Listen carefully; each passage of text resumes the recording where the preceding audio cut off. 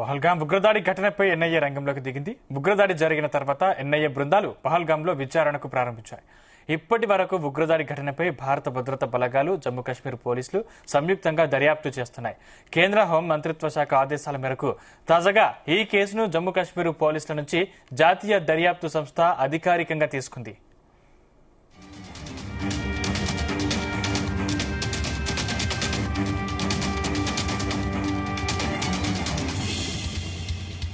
ఘటన జరిగిన సమయంలో ఉగ్రవాదులను చూసిన పర్యాటకులను police inspector general, deputy inspector general of police, ఉగ్రవాద నిరోధక సంస్థకు చెందిన పోలీసు సూపరింటెండెంట్ పర్యవేక్షణలో విచారిస్తున్నట్లు ఎన్ఐఏ అధికారులు తెలిపారు.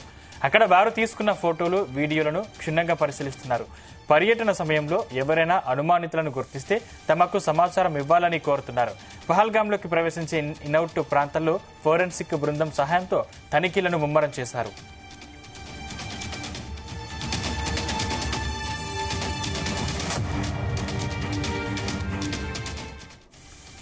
బైసరన్ ప్రాంతాల్లో పర్యాటకులను లక్ష్యంగా చేసుకుని ముషరులు కాల్పులు జరిపిన విషయం తెలుసుకుని తొలుత సిఆర్పీఎఫ్ క్విక్ యాక్షన్ టీం స్పందించింది.